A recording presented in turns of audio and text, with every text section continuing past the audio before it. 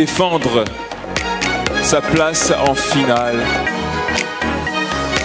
Edwige Zango me rejoint face aux internautes, face au public, je le répète et je le répète encore, mais surtout face aux membres du jury pour ton plaisir et pour le plaisir du public.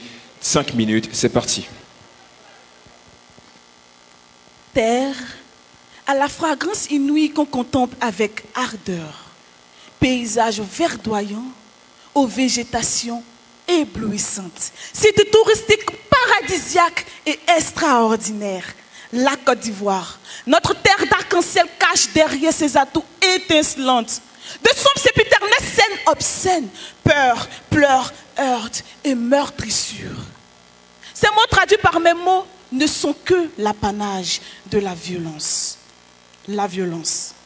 Fer de lance ou lance d'enfer qui, depuis des années bicentenaires, reste au cœur de notre société.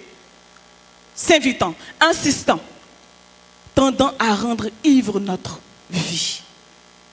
Grandissime membre du jury, Auguste Agora, pour une volonté d'estomper tout galimatia argumentatif. Interrogeons-nous, qu'est-ce que la violence? D'après le dictionnaire de l'Académie française, la violence désigne la force exercée par une personne, un groupe de personnes, pour soumettre ou pour obtenir quelque chose. Elle peut être physique, morale, physique ou psychologique. Oui, psychologique. Si vous en doutez, souvenez-vous du regard noir des moments lorsque nous nous rendions coupables de bêtises. Ce regard qui nous faisait perdre tous nos moyens. Définissons le sujet, nous butons sur des questions évidentes. Quelles sont les causes du recours à la violence dans notre société et que seraient les solutions pour éradiquer cette plaie? Et à la fin de mon envolée oratoire, vous comprendrez, j'en suis sûre, que nous jeunes sommes là par prise pour la lutte contre ce fléau dans notre société. Primo, les causes. Les causes du recours à la violence sont multiples et diverses. En ce qui nous concerne, nous nous attellerons sur les plus pertinentes, les violences électorales et les violences causées par les enfants en conflit avec la loi. En premier lieu, notre pays, la Côte d'Ivoire, a été secoué par des crises. Et ces crises résultent de l'analphabétisme sévère dont souffre la population jeune.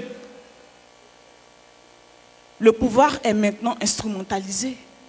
Et les jeunes sans emploi, croupissant sous le poids de la pauvreté, croupissant sous le poids de la précarité, sont instrumentalisés pour assouvir des idéaux malsains.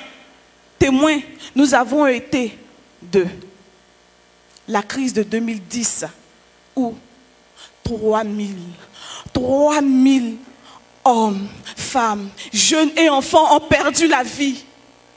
En deuxième lieu, le phénomène des enfants en conflit avec la loi ne fait pas d'exception. Ces enfants qui la plupart sont issus de familles défavorisées usent de la violence pour faire justice car en proie à un sentiment d'injustice. Ces enfants qui, dans une spirale infernale, a fait payer le prix à l'un d'entre nous. Repose en paix, Siloué Seydou, nous ne t'oublierons jamais.